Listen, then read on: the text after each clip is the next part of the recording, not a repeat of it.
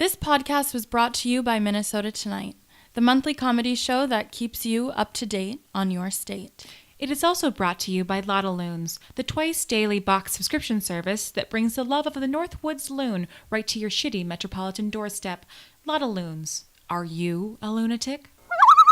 From Minnesota Tonight and Box-a-Loons, this is My Favorite Misdemeanor, a podcast devoted to exploring the petty crimes in the great state of Minnesota. I'm Emily Lindholm. And I'm Alyssa DiVirgilio.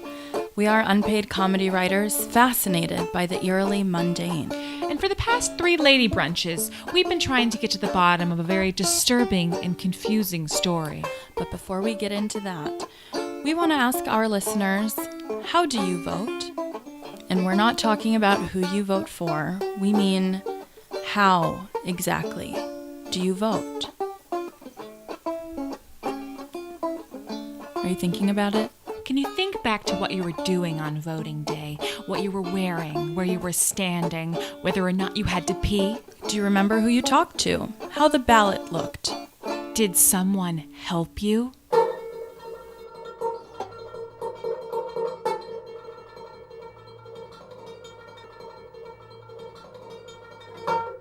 That's the story we're working on.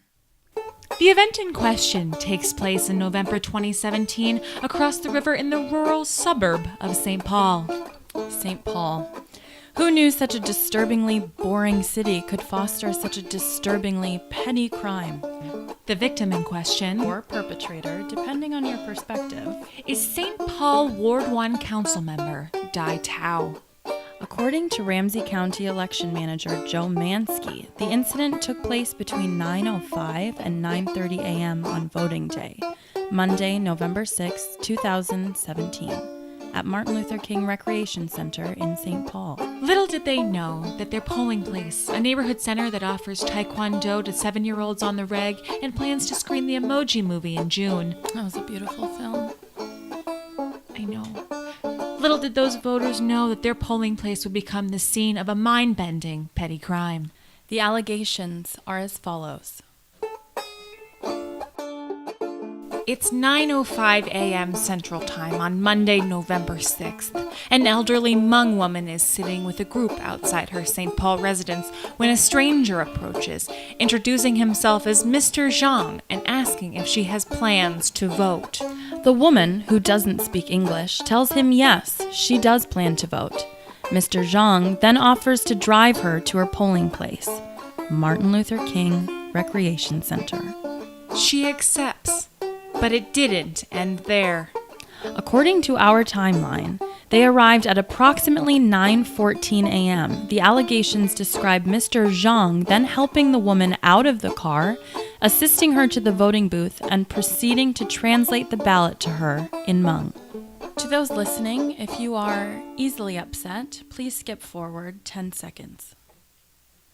Reports then allege that at what we can only imagine could be approximately roughly 9:22 a.m. Central Time in what suspected witnesses call the voting booth of Martin Luther King Recreation Center, Mr. Zhang then helped the elderly woman fill out her ballot.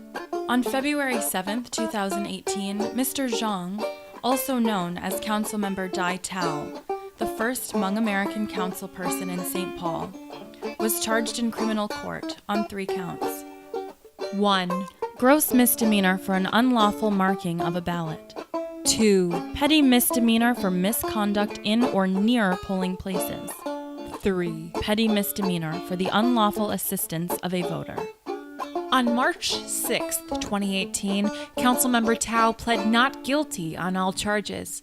And on April 2nd, during an omnibus hearing, his legal team announced that they would be taking this case to trial to prove Tao's innocence.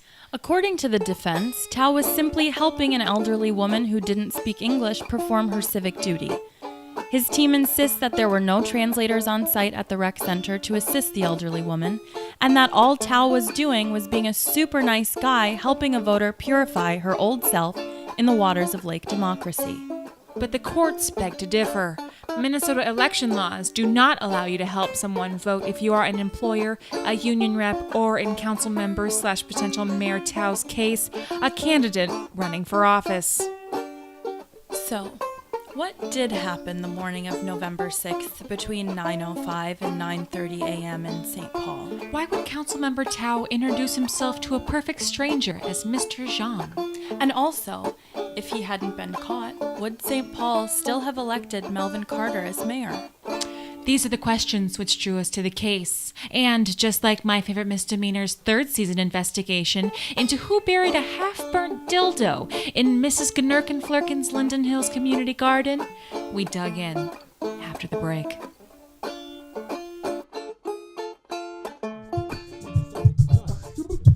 Hey, thanks for watching our YouTube video. Make sure you click subscribe to watch the best Minnesota-focused satire around.